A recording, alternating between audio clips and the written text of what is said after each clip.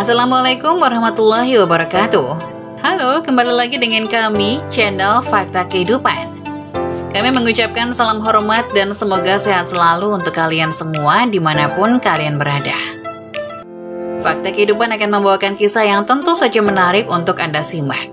Nama dan tempat sudah kami samarkan, jadi kalian tidak perlu khawatir jika ingin membagikan kisah kalian untuk kami bawakan.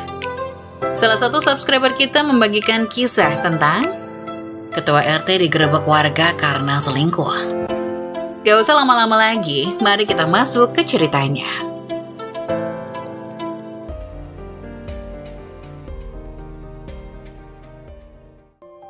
Ketua RT digerebek warga karena selingkuh.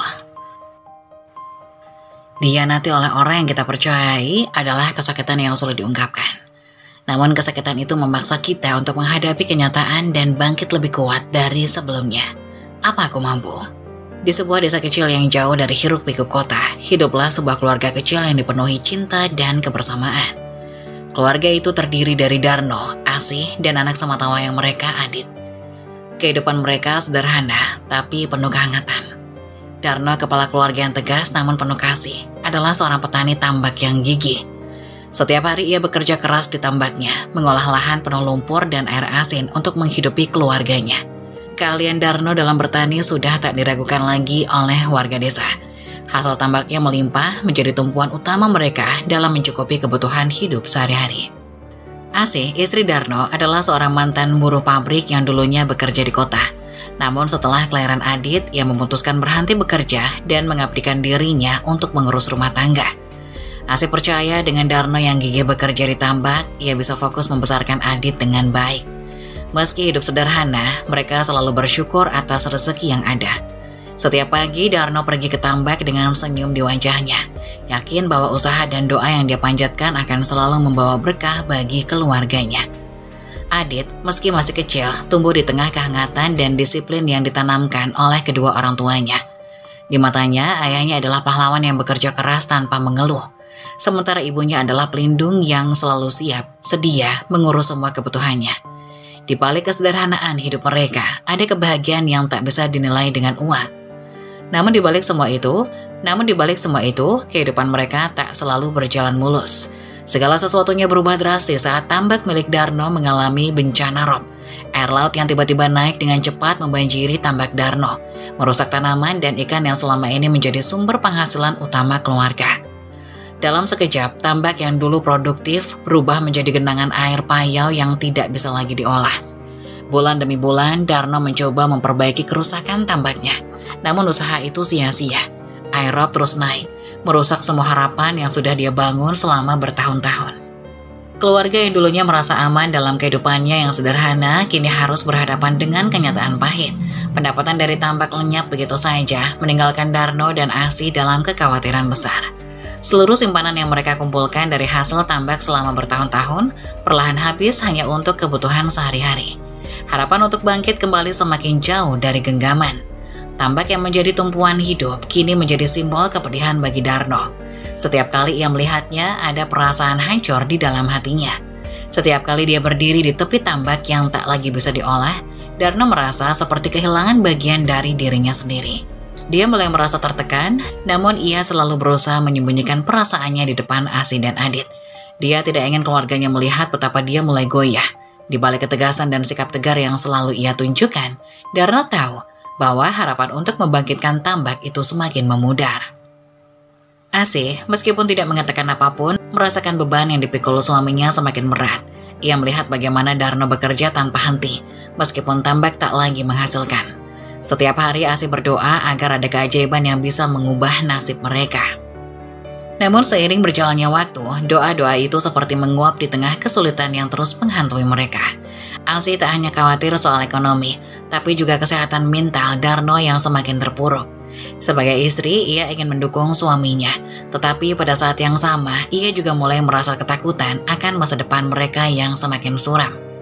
Kehidupan yang dahulu terasa damai dan stabil kini dipenuhi kecemasan dan ketidakpastian dengan Adit yang semakin besar dan membutuhkan lebih banyak kebutuhan untuk sekolah. Darno dan Asih sadar bahwa mereka harus segera mencari solusi lain.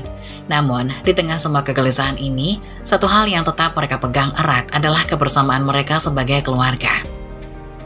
Seiring berjalannya waktu, kehidupan Darno dan Asih semakin tenggelam dalam kesulitan.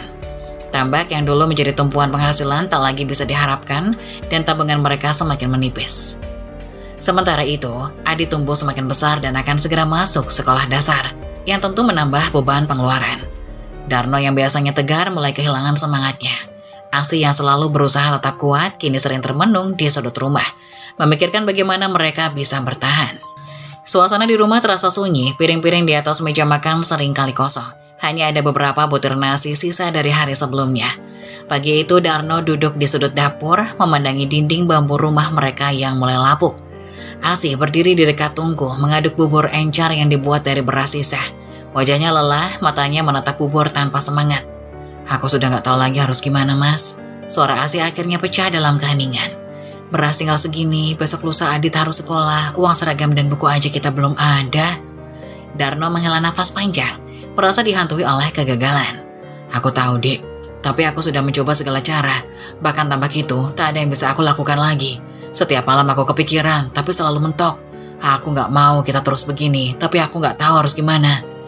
Asih menoleh, menatap suaminya yang dulu begitu tegar kini tampak rapuh.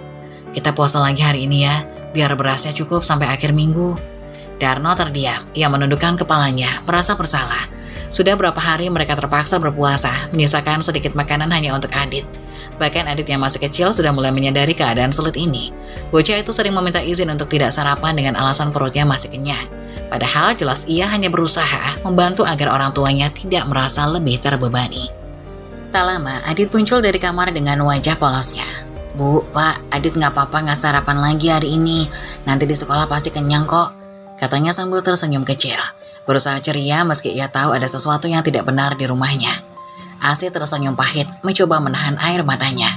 Iya nak, tapi nanti kalau di sekolah lapar bilang ya, biar ibu buatkan bekal. Adit mengangguk kecil dan berlalu pergi. Darno menatap anaknya dengan hati yang berat, merasa gagal sebagai ayah. Hari-hari semakin berat dan dalam keadaan putus asa, Darno diangkat menjadi ketua RT di desa mereka. Awalnya berita ini disambut dengan sedikit harapan. Jabatan itu meskipun tidak bergaji besar, memberikan sedikit cahaya di ujung terowongan yang gelap. Mas, alhamdulillah ya kamu terpilih jadi ketua RT, ucap Asih suatu malam, meski suaranya terdengar lelah. Setidaknya ada tambahan penghasilan, walaupun kecil. Darno hanya mengangguk, matanya menatap ke langit-langit rumah. Iya, tapi gajinya cuma segitu, Dek. Bahkan buat beli beras aja kadang gak cukup. Tanggung jawabnya besar, tapi hasilnya... Darno tak bisa melanjutkan kata-katanya. Rasa frustasi makin menumpuk. Setiap hari Darno menjalankan tugasnya sebagai ketua RT. Ia mendengar keluhan warga, mengurus administrasi, dan mencoba membantu mereka dengan segenap kemampuannya. Ironisnya, ia membantu orang lain sementara di rumahnya sendiri, mereka semakin kesulitan. Setiap kali warga datang ke rumah untuk meminta bantuan, Darno harus tersenyum dan menyembunyikan kenyataan bahwa keluarganya juga sedang kelaparan. Malam itu, setelah seharian bekerja tanpa istirahat, Darno kembali ke rumah dengan badan yang lelah. Asih duduk di dekat jendela menggenggam secangkir air putih, satu-satunya yang bisa ia konsumsi setelah seharian berpuasa. Adit sudah tertidur di atas tikar tipis di sudut ruangan. Mas, panggil Asih dengan suara lembut, tapi penuh beban. Darno hanya menoleh tanpa berkata apa-apa. Matanya yang gelap dan lelah menatap kosong ke arah istrinya. Ia merasa terlalu lemah bahkan untuk berbicara. Kita kuat ya mas, aku tahu ini berat, tapi kita nggak boleh nyerah. Darno mendekati Asih dan duduk di sebelahnya. Aku nggak tahu sampai kapan bisa bertahan kayak gini, Dek. Aku nggak mau lihat kamu dan Adit terus-terusan sengsara. Asalkan kita masih bersama, kita bisa bertahan, mas. Asih mencoba tersenyum, meskipun ada kesedihan yang terpancar dari wajahnya. Aku selalu percaya kamu bisa bawa kita keluar dari sini. Namun di dalam hatinya, Asih pun tak yakin berapa lama lagi mereka bisa bertahan. Setiap hari adalah perjuangan, dan meski mereka berusaha tetap kuat di depan Adit, kenyataan terus menghantui Darno. Ia tahu jabatan ketua RT tidak akan cukup untuk mengubah nasib mereka. Setiap kali ia pulang, ia melihat makanan yang semakin sedikit, dan merasa seperti beban itu semakin menumpuk di pundaknya. Dalam suasana yang semakin mengenaskan, Darno dan Asih hanya bisa saling bergantung pada satu sama lain. Tapi mereka tahu jika keadaan ini terus berlanjut, hanya waktu yang bisa menjawab apakah mereka akan bertahan atau hancur dalam ketidakpastian hidup. Keputusan Asih untuk merantau ke Jakarta demi membantu memperbaiki kondisi keuangan keluarga adalah pilihan yang tak mudah. Malam itu sebelum keberangkatannya, Asih duduk di samping Darno. Mereka berdua menatap langit desa yang gelap, hanya ditemani cahaya remang dari lampu minyak di depan rumah. Suasana hening, tak ada suara selain hembusan angin malam yang seakan membawa perasaan tak terkatakan ini. "Mas, aku gak sanggup kalau terus-terusan lihat Adit kekurangan," kata Asih, suaranya lirih namun tegas. "Aku harus melakukan sesuatu. Kalau aku pergi ke Jakarta dan jadi ART, setidaknya ada sedikit uang yang bisa aku kirim pulang. Kita gak bisa kayak gini terus, Mas." Darno diam sejenak, matanya menatap tanah. "Aku ngerti, Dek," katanya akhirnya. "Aku cuma gak kebayang hidup di sini tanpa kamu. Kamu yang selalu jaga rumah, urus Adit. Tapi kalau memang ini satu-satunya cara, aku gak bakal halangi." Malam itu mereka berbicara panjang lebar tentang rencana Asih di Jakarta dan bagaimana Darno harus menjaga Adit sendirian. Adit sendiri terlalu muda untuk mengerti sepenuhnya. Ia hanya tahu bahwa ibunya akan pergi jauh untuk mencari uang. Tapi ia tidak paham kesulitan yang mendalam yang sedang dialami keluarganya. Keesokan harinya Asih berangkat dengan berat hati, meninggalkan Darno dan Adit di desa. Tangis tertahan ada di mata Asih saat ia memeluk suaminya untuk terakhir kali sebelum naik ke bus yang akan membawanya ke Jakarta. Darno mencoba tegar, tapi hatinya juga terbelah. Ia tahu ini keputusan yang terbaik, tapi kehilangan kehadiran istrinya di rumah akan menjadi pukulan berat baginya. Setelah kepergian Asih, hari-harinya di desa terasa lebih sunyi. Darno yang biasanya disibukkan dengan pekerjaan tambak dan rutinitas rumah tangga bersama Asih, kini harus menjalani hidup sendirian mengurus Adit. Meski ia adalah ketua RT, tugas-tugasnya tidak banyak. Sesekali ia mengunjungi warga, mendengarkan keluhan, dan membantu mengatur urusan administrasi. Namun setelah semua tugas itu selesai, ia selalu kembali ke rumah yang terasa semakin sepi. Adit yang masih kecil sering bertanya kapan ibunya akan pulang. "Ibu kapan pulang, Pak?" tanyanya suatu sore dengan mata yang berbinar penuh harap. "Gak lama lagi, Nak. Ibu sedang bekerja keras biar kita bisa makan lebih enak," jawab Darno dengan suara berat namun lembut. Ia berusaha menahan emosinya meski di dalam hati ia juga merindukan kehadiran Asih. Malam-malam terasa paling berat bagi Darno. Setiap kali ia duduk di ruang tamu menghadap jendela yang terbuka lebar, ia teringat sosok Asih yang biasa duduk di sebelahnya, berbincang tentang keseharian atau sekedar menikmati keheningan bersama. Kini keheningan itu terasa dingin dan tak nyaman. Darno hanya bisa termenung, berharap waktu berjalan lebih cepat. Setiap minggu, Asih selalu menyempatkan diri menelpon dari Jakarta. Meski singkat, suara Asih di telepon adalah penghibur terbesar bagi Darno dan Adit. "Mas, di sini kerjaan lumayan banyak, tapi aku baik-baik aja. Aku akan segera kirim uang bulan depan. Kamu juga jaga diri baik-baik ya, jangan lupa jaga Adit," ucap Asih suatu malam melalui telepon. "Iya, Dik, Adit baik-baik aja, dia juga rajin sekolah. Tapi ya, dia sering nanya kapan kamu pulang," jawab Darno dengan nada yang sedikit goyah. Meski berusaha terdengar kuat, Darno tidak bisa menyembunyikan betapa ia merindukan kehadiran istrinya. "Sabar ya, Mas, aku juga kangen banget sama kalian. Tapi aku harus kuat, kita harus kuat." Darno hanya bisa mengangguk, meski Asih tak bisa melihatnya. "Aku paham, Dik, yang penting kamu sehat di sana, kita bakal baik-baik aja." Setahun berlalu dan Asih terus bekerja keras di Jakarta. Ia selalu mengirim sebagian dari penghasilannya untuk Darno dan Adit, memastikan bahwa mereka tak lagi kekurangan seperti dulu. Darno merasa sedikit lega karena dengan uang kiriman Asih, ia bisa membeli beras yang cukup, pakaian untuk Adit, dan bahkan sesekali memperbaiki bagian rumah yang rusak. Namun meskipun kebutuhan materi keluarga mulai terpenuhi, ada kekosongan yang tak bisa digantikan oleh apapun. Rindu. Darno seringkali mendapati dirinya menatap kosong ke arah pintu, berharap Asih tiba-tiba muncul dan mengisi kesunyian rumah mereka. Setiap kali ia menyiapkan makan malam untuk Adit, ia selalu teringat bagaimana Asih yang biasa melakukan semuanya. Adit pun meski semakin besar, tak pernah berhenti bertanya kapan ibunya akan pulang untuk tinggal bersama mereka lagi. Di Jakarta, Asih bekerja dengan giat. Ia terus berusaha untuk mengirim uang kepada Darno dan Adit di desa. Setiap kali ada kesempatan, ia menelpon rumah, dan Darno serta Adit selalu menyambut panggilannya dengan penuh kebahagiaan. Meski terpisah jarak, mereka berusaha menjaga kehangatan keluarga. Setahun berlalu, kehidupan Darno di desa mulai membaik berkat kerja keras Asih. Uang yang dikirim Asih membantu mereka bangkit dari kesulitan ekonomi. Adit sudah mulai bersekolah dan tumbuh menjadi anak yang pintar. Namun Asih masih tetap ingin bekerja di Jakarta meski sesekali ia pulang ke desa untuk menemui keluarganya. Hari itu, Asih menelpon seperti biasanya. Setelah bekerja seharian di Jakarta, menelpon rumah adalah momen yang selalu ia nantikan untuk mendengarkan suara Darno dan Adit. Namun kali ini tidak ada jawaban setelah dering panjang. Biasanya, Darno langsung mengangkat telepon atau setidaknya Adit yang bergegas menjawabnya dengan suara ceria. Tapi saat itu hanya ada suara di ujung telepon. Setelah beberapa lama, telepon akhirnya diangkat. Ternyata yang menjawab adalah Adit. Suara bocah itu terdengar pelan, tidak seceria biasanya. "Halo ibu," sapanya lirih. Asih langsung merasa ada yang tidak beres. "Adit, kok baru angkat telepon? Bapak mana?" tanyanya, mencoba menahan kegelisahannya. "Bapak pergi ke rumah Bu Lasri, Bu," jawab Adit polos. Asih sejenak terdiam. Bu Lasri adalah tetangga mereka yang rumahnya tidak jauh dari rumah mereka. Darno sebagai ketua RT memang sering membantu warga, jadi Asih tidak merasa curiga.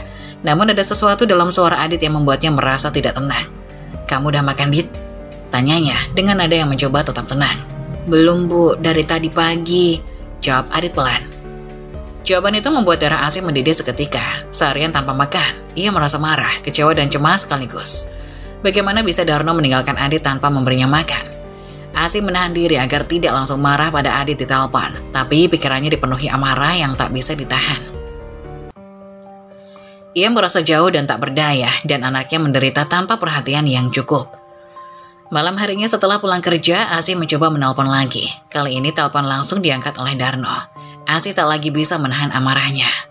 "Mas, kamu di mana tadi siang?" Suaranya terdengar tajam di ujung telepon. Darno terkejut mendengar nada suara Asih yang biasanya lembut berubah menjadi begitu marah. "Aku tadi ke rumah Bu Lasri, ada urusan. Ada apa, Dek?" jawabnya dengan nada tenang. "Apa? Ke rumah Bu Lasri? Urusan? Mas, kamu sadar nggak kalau Adit belum makan seharian? Dia bilang dari pagi kamu gak kasih dia makan. Apa kamu gak peduli sama anak kita?" Darno terdiam, ia tidak menyangka hal itu. "Apa? Adit belum makan?" Darno merespon, suaranya terdengar menyesal. "Maaf deh, aku gak tahu. Aku kira dia sudah makan. Aku terlalu sibuk tadi." "Mas sibuk? Kamu ketua RT, bukan orang yang kerja sampai lupa ngurus anak. Ini masalah tanggung jawab, Mas. Aku di sini kerja keras untuk kamu dan Adit, dan kamu malah biarkan dia kelaparan." Asih tak bisa menahan rasa kecewanya yang mendalam. Jarak yang memisahkan mereka terasa semakin berat di tengah keadaan seperti ini. Darno terdiam lagi, tak bisa menyangkal kesalahannya. Ia tahu bahwa Asih benar. Sebagai suami dan ayah, tugasnya bukan hanya mengurus warga desa, tapi yang terpenting adalah menjaga anak mereka Adit. Ia terlalu larut dalam urusannya, hingga lupa memastikan anaknya terurus dengan baik. "Aku minta maaf deh, aku benar-benar gak bermaksud begini. Aku janji gak akan terulang lagi," ujar Darno dengan suara rendah. Rasa bersalah mulai menguasainya, tapi itu tidak cukup untuk meredakan kemarahan Asih. "Janji, Mas. Mas, ini bukan soal janji loh. Kamu harus sadar kalau Adit butuh perhatian, bukan cuma ditinggal begitu saja. Kalau kamu gak bisa jaga dia dengan baik, buat apa aku di sini kerja keras sampai jauh?" Suara Asih bergetar antara marah dan kesedihan. Sebulan setelah kejadian telepon yang memicu pertengkaran antara Asih dan Darno, suasana perlahan-lahan kembali tenang di antara mereka. Namun suatu hari, Asih mendapat telepon dari Adit yang suaranya terdengar cemas dan tergesa-gesa. Adit menangis, suaranya pecah di ujung telepon dan ia hanya berkata, "Bu, Bapak sakit, Bapak parah, Bu. Ibu pulang ya, Bu, Ibu harus pulang." Asih terdiam sejenak, bingung menyergapnya. Adit tidak bisa menjelaskan lebih rinci apa yang terjadi, hanya menangis dan meminta Asih segera pulang. Jantungnya berdegup kencang. Rasa khawatir dan takut mulai menguasai pikirannya. Apa yang terjadi dengan Darno? Pikirannya berputar-putar di antara skenario terburuk. Tanpa berpikir panjang, Asih memutuskan untuk segera kembali ke desa, meninggalkan pekerjaan di Jakarta demi mengetahui keadaan suaminya. Setelah perjalanan panjang yang penuh kecemasan, Asih akhirnya tiba di desa mereka. Begitu memasuki rumah, ia langsung disambut oleh Adit yang matanya sembab akibat menangis berhari-hari. Tanpa sepatah kata, Adit menarik tangan ibunya menuju kamar. Di sana Asih terpaku melihat pemandangan yang menyakitkan. Darno terbaring lemah, tubuhnya babak belur dengan memar di berbagai tempat. Wajahnya pucat dan nafasnya terengah-engah.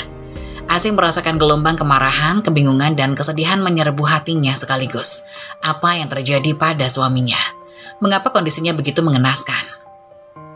Asih segera menghampiri Darno, namun yang ia lihat hanya Darno yang begitu lemah, tak mampu mengucapkan sepatah kata pun. Siapa yang melakukan ini? Pikir Asih dengan hati yang penuh tanda tanya. Ia menoleh keluar kamar, berharap ada satupun tetangga yang muncul untuk menolong mereka. Namun tidak ada, sepi, tidak ada satupun orang datang memberikan bantuan. Asih semakin merasa aneh, bukankah suaminya adalah ketua RT? Mengapa tidak ada satupun warga yang menunjukkan perhatian? Perasaan curiga mulai merayapi pikiran Asih. Sesuatu yang besar dan salah pasti telah terjadi. Ia merasakan ada sesuatu yang disembunyikan oleh warga desa dan kondisi Darno yang mengenaskan ini adalah akibat dari sesuatu yang lebih dari sekedar kecelakaan atau penyakit biasa. Apa yang sebenarnya terjadi ketika ia pergi? Setelah melihat kondisi Darno yang babak belur dan tidak berdaya, Asih tidak membuang waktu. Ia segera membawa suaminya ke rumah sakit untuk mendapatkan perawatan. Rasa cemas dan marah berkecamuk di dalam dirinya, seolah-olah setiap langkah menuju rumah sakit semakin mempertebal dinding kecurigaan di hatinya.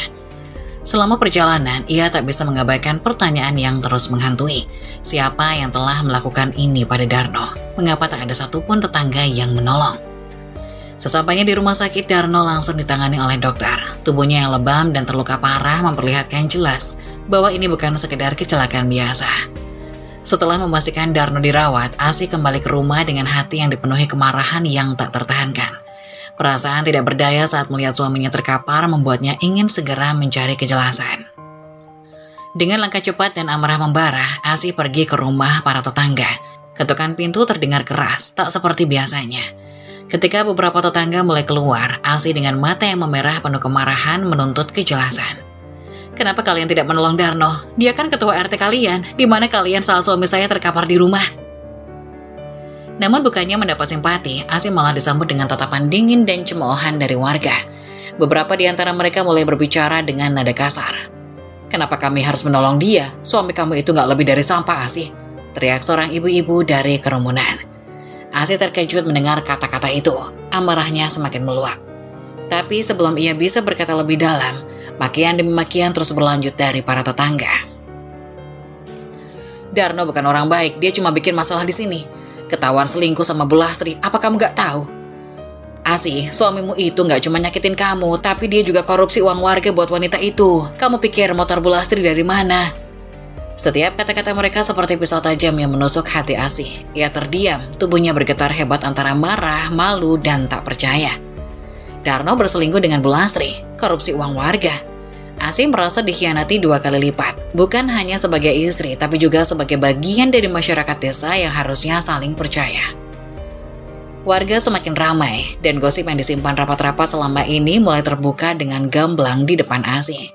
Darno ternyata sudah beberapa kali kepergok bersama Bu Lastri, dan motor yang diberikan kepada Lastri adalah hasil dari uang iuran warga yang harusnya digunakan untuk kepentingan desa.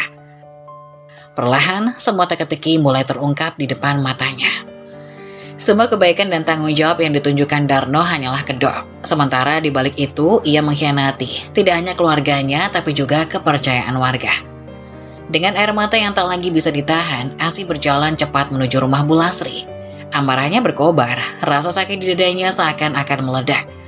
Sesampainya di depan rumah Bu Lastri, Asih merasa tangannya gemetar. Ia ingin melabrak wanita itu, menuntut penjelasan dan meluapkan semua kemarahannya.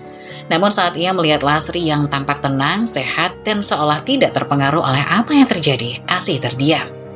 Seluruh amarah dan dendam yang membara tiba-tiba mereda, tergantikan oleh kelelahan yang luar biasa. Di hadapan wanita yang menghancurkan keluarganya, Asih mendadak merasa kalah. Apa gunanya melabrak Lastri? Apakah itu akan mengembalikan suaminya yang sudah berkhianat? Asih mengurungkan niatnya, dengan hati yang hancur ia berbalik pergi. Di setiap langkahnya ia merasa semakin jauh dari kehidupan yang pernah ia bangun dengan Darno. Asih tahu hidupnya tak akan pernah sama lagi setelah semua kebenaran yang terungkap. Asih tiba kembali di rumah sakit dengan hati yang dipenuhi emosi berkecambuk. Saat ia melangkah masuk ke kamar Darno, rasa marah dan sakit hati menggulungnya semakin kuat. Di dalam, Darno sudah terlihat lebih baik. Ia sudah bisa duduk di tempat tidur, meski wajahnya masih pucat dengan bekas luka yang masih jelas terlihat. Begitu melihat Asih, Darno tersenyum tipis, seolah tidak ada yang salah. Namun senyuman itu justru memancing amarah Asih. Tanpa basa-basi lagi, ia tidak menahan gejolak di dadanya. Asih melangkah cepat ke depan ranjang Darno. "Jangan senyum-senyum begitu," seru Asih dengan suara bergetar. "Kau pikir aku nggak tahu apa yang sudah kau lakukan?" Darno terkejut, ekspresi wajahnya berubah bingung. "Apa maksudmu, Asih?" Asih menatap suaminya dengan tatapan penuh luka, lalu menghela nafas dalam-dalam, sebelum meluapkan semua yang ia tahu. Aku tahu tentang kau dan Lastri. Aku tahu tentang semua kebohonganmu, tentang bagaimana kau menghabiskan uang iuran warga untuk membelikan motor, tentang perselingkuhanmu yang sudah terjadi berkali-kali. Kau pikir aku bodoh? Darno terdiam, mulutnya terbuka seolah hendak menyangkal, tapi tak ada kata-kata yang keluar. Wajahnya perlahan memucat seolah-olah semua tenaga hilang dari tubuhnya. Asih, aku bisa jelaskan, gumamnya dengan lemah, suaranya nyaris tak terdengar. Jelaskan apa lagi, Darno? Bentak Asih. Kau tega mengkhianati aku, mengkhianati keluargamu. Aku pergi bekerja ke Jakarta, meninggalkan anak kita untuk apa? Untuk bantu kau bangkit dari kesulitan. Tapi apa yang kau lakukan? Kau malah berselingkuh, menghancurkan segalanya. Suara Asih menggema di dalam ruangan, dan Darno yang lemah tak bisa berbuat apa-apa selain menundukkan kepalanya. Semua yang dikatakan Asih seperti palu yang menghantamkan satu persatu. Asih yang tidak bisa lagi menahan amarah, tiba-tiba saja melayangkan pukulan ke dada Darno, menghantamnya dengan tinjunya berkali-kali. Dasar gak tahu diri, teriak Asih, memukul Darno dengan sekuat tenaga, meski air matanya mulai bercucuran. Kau menghancurkan semua yang kita bangun. Apa kau gak punya hati? Apa kau gak pikirin anak kita? Darno yang masih dalam kondisi lemah hanya bisa menahan sakit di tubuhnya tanpa bisa membela diri. Ia mengerang pelan, tak mampu melawan. Pukulan Asih tak menghentikan luka di tubuhnya, namun yang lebih menyakitkan adalah setiap kata yang keluar dari mulut istrinya. Kata-kata yang penuh kebenaran dan amarah yang tak bisa ia sangkal. Asih, aku minta maaf. Darno mencoba berbicara, tapi suaranya tersendat seakan menembus gumpalan rasa bersalah yang mencekik lehernya. Aku hilaf. Namun Asih tak lagi peduli. Pukulan-pukulan emosional yang ia layangkan semakin melambat seiring tanggasnya semakin keras. Setelah beberapa saat ia berhenti, tubuhnya gemetar karena kelelahan dan emosinya yang meluap. Pandangannya kabur oleh air mata dan hatinya terasa berat, penuh dengan kekecewaan yang tak terukur. Dengan napas tersengal, Asih menatap Darno untuk terakhir kalinya di ruangan itu.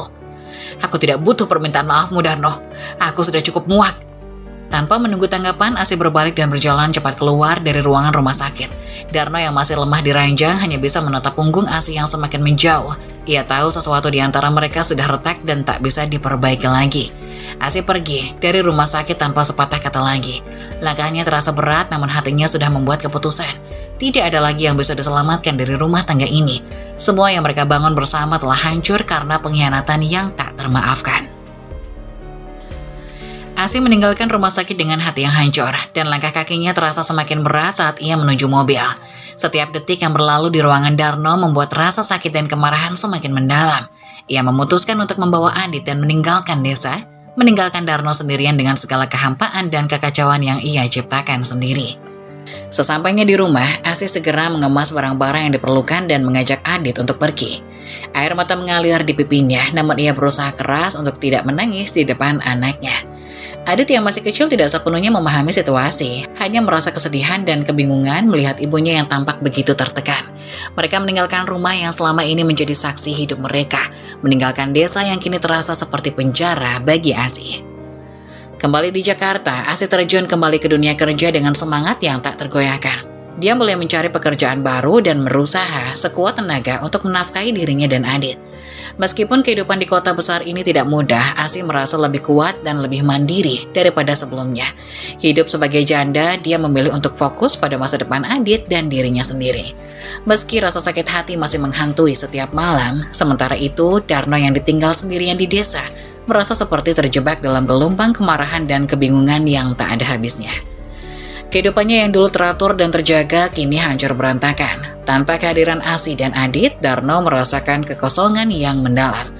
Ia mulai kehilangan arah dan seringkali marah-marah tanpa sebab yang jelas, seolah-olah dunia di sekelilingnya runtuh. Hari-hari Darno di desa berlalu dalam kesunyian dan amarah.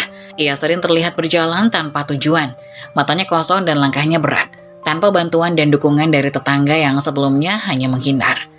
Darno merasakan betapa terisolasinya dirinya. Setiap kali dia berusaha untuk berkomunikasi dengan orang-orang di sekelilingnya, ia seringkali disambut dengan tatapan sinis dan cemoohan. Mengingat reputasinya yang telah rusak, Darno seringkali berteriak dan marah-marah di tengah jalan, memaki nasib dan kehidupan yang tak lagi berpihak padanya. Ketidakstabilan mentalnya semakin jelas dan banyak orang di desa mulai menjauhinya. Merasa tidak nyaman dengan kehadiran pria yang kehilangan kendali seperti itu, ia menjadi seperti bayangan dari dirinya yang dulu. Seorang lelaki yang kuat dan tegas kini berubah menjadi sosok yang tampak linglung dan putus asa. Di sisi lain, kehidupan Asih dan Adit di Jakarta mulai menunjukkan tanda-tanda pemulihan. AC bekerja keras meskipun sering merasa lelah dan tertekan. Ia menyadari bahwa hidup sebagai janda adalah pilihan yang sulit, namun lebih baik daripada hidup bersama seseorang yang telah mengkhianatinya. Dengan penuh tekad, ia berusaha memberikan yang terbaik untuk Adit, memastikan bahwa anaknya mendapatkan pendidikan yang baik dan lingkungan yang penuh kasih sayang. Setiap malam masih berdoa agar kehidupannya dan Adit semakin membaik. Meski tidak mudah, ia menemukan kekuatan dalam dirinya untuk terus maju, menjadikan masa depan mereka sebagai prioritas utama. Dalam perjalanan ini, Asih menemukan kedamaian dalam kesendirian. Sementara Darno terus terjebak dalam lingkaran kemarahan dan kesedihan yang tak kunjung usai. Saat-saat tersulitmu seringkali mengarah pada momen-momen terbesar dalam hidup. Teruskan. Situasi sulit pada akhirnya membangun orang yang kuat. Mengeluh tidak akan pernah bisa memperbaiki keadaan. Bersemangatlah dalam menjalani hidupmu dengan ikhlas dan kesabaran. Begitulah kisah dari salah satu subscriber kita. Semoga kita dapat mengambil hikmah dan nilai-nilai penting yang bisa kita jadikan contoh pada kehidupan kita sehari-hari. Bagi kalian yang ingin memberikan kritik dan saran yang membangun, kalian bisa tuliskan di kolom komentar. Kalian juga bisa membagikan kisah kalian untuk kami bawakan lewat nomor yang ada di kolom deskripsi. Jangan lupa tetap dukung channel kami dengan cara like, komen, dan subscribe, serta tunggu video-video selanjutnya. Sekian dari saya, terima kasih. Wassalamualaikum warahmatullahi wabarakatuh.